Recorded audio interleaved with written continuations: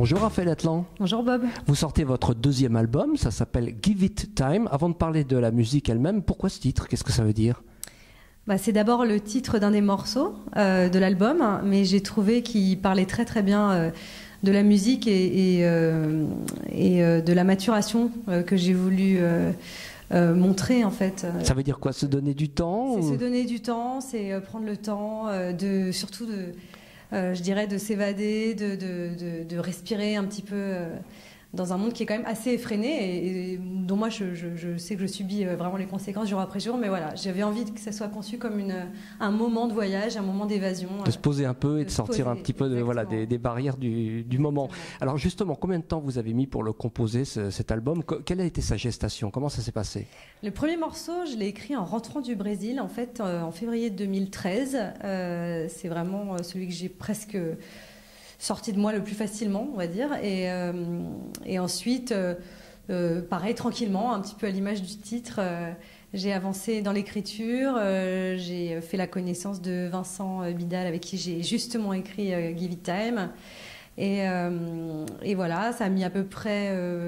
on va dire 6-8 mois pour réunir les morceaux, et ensuite ça a été le studio, le mix et tout ce qui s'ensuit pour créer l'album. La musique, vos influences, alors quand on vous écoute, effectivement il y a plein de choses, plein d'influences qui viennent à l'esprit.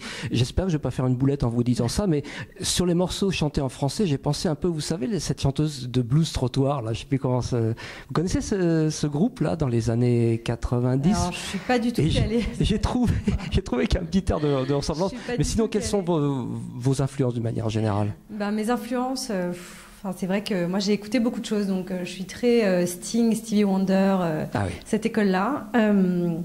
Évidemment, depuis pas mal d'années, de la musique brésilienne, je pense à Eliane Elias, mais à Elis Regina, sa fille Maria Rita, que j'ai beaucoup écouté.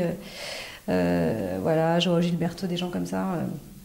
Qui m'ont influencé aussi. Et puis en français, en fait, j'en cite quelques-uns, très peu, mais pour moi c'est Nougaro, Barbara, surtout les influences.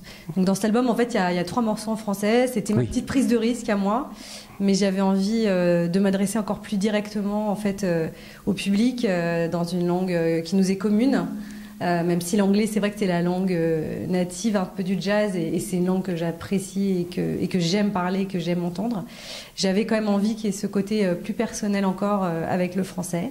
Alors comme vous le dites, une prise de risque, parce qu'effectivement en anglais, bon, même si beaucoup de gens comprennent à peu près le sens, on y prête peut-être moins attention qu'en français. En français, on ne peut pas passer à côté.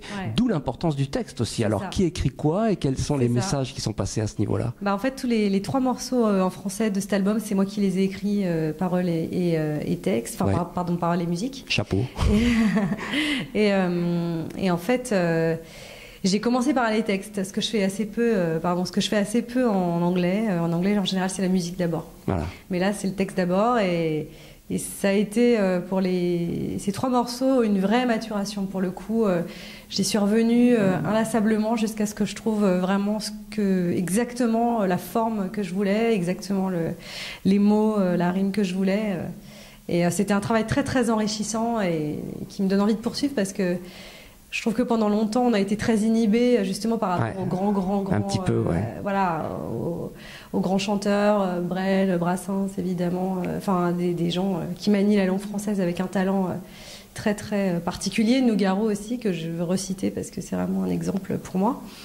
Mais en même temps, je pense que c'est des gens qui n'auraient pas voulu que les autres s'en empêchent. Donc voilà, moi je m'en suis emparée.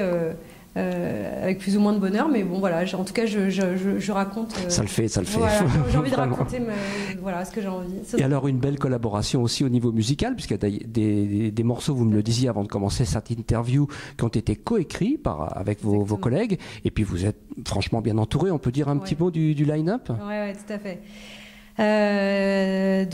J'ai coécrit 3 de ces morceaux avec Stéphane Guillaume, avec Benoît Souris et avec Vincent Bidal, qui sont chacun des rencontres qui ont été très importantes pour moi. Stéphane m'a permis de rencontrer Benoît.